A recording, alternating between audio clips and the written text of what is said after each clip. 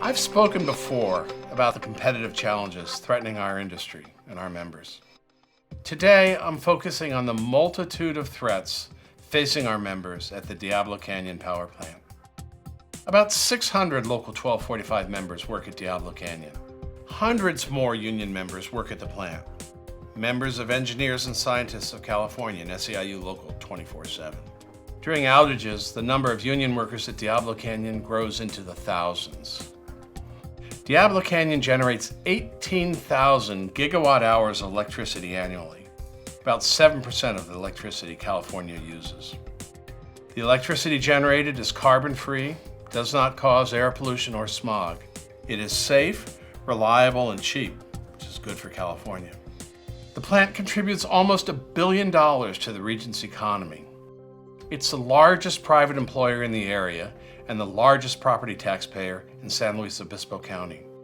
School funding, property tax revenues, community involvement, and employee purchasing power are all results of Diablo Canyon operating. It produces low-cost, greenhouse gas-free power. It would seem to be just what we need as we work towards a carbon-free California. But the truth is, we need a scorecard to keep track of all the challenges facing Diablo Canyon.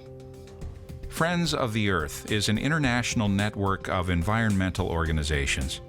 They are uniformly opposed to nuclear power, and they are opposing Diablo Canyon in every form that exists. They are smart, well-funded, and committed. The California Lands Commission is deciding whether to extend leases for the plant's water intake and discharge structures, which expire in 2018 and 2019.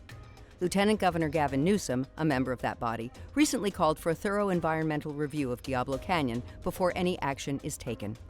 If the leases are not extended, the plant cannot continue operating.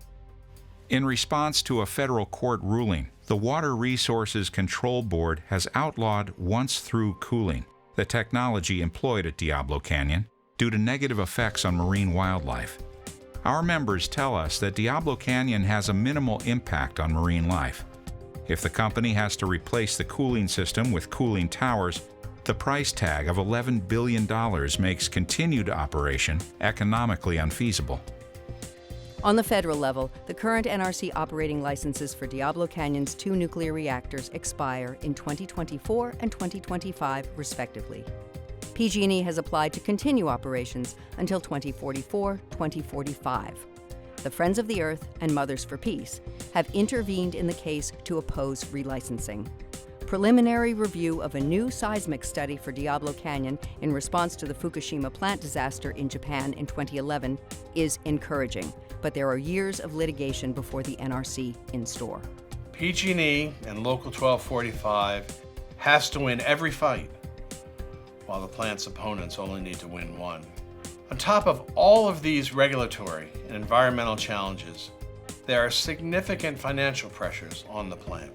California's renewable portfolio standards have led to solar overgeneration during daylight hours. When more electricity is supplied than is needed to satisfy real-time electricity requirements, there is no market in California for Diablo Canyon's power. Diablo Canyon is critical for baseload, but a path to daytime viability has to be found. More than a year ago, I laid out these problems before the local's executive board. We talked through the challenges, and they authorized up to $2 million to fight for the jobs of our members at Diablo Canyon. At the same time, with the support of the executive board, we have recruited and trained almost 100 organizing stewards. They are trained, tested, and ready for battle. The financial and organizing resources are at hand. We don't need to ramp up our battle. We are ready to engage now. We have assigned all of our staff organizers to play a role in fighting to keep Diablo Canyon open.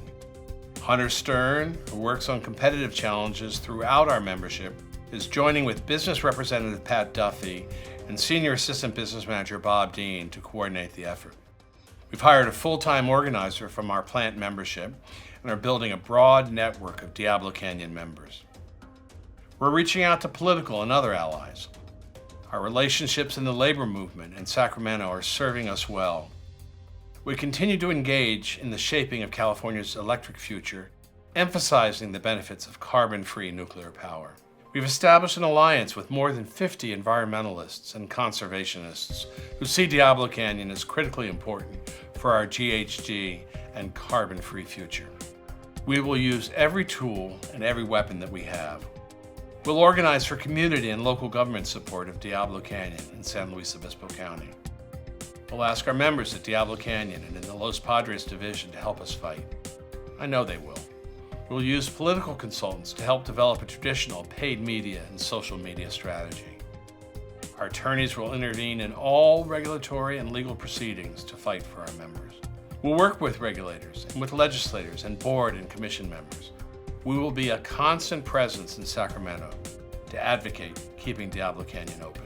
We aren't kidding ourselves about this fight. It will be long and difficult. California is largely anti-nuclear, so part of our job is to change the narrative about nuclear power. It is safe, it is green, it is cost-effective, it is a crucial part of our future. Our goal is to see Diablo Canyon relicensed in 2024 and running well into the future.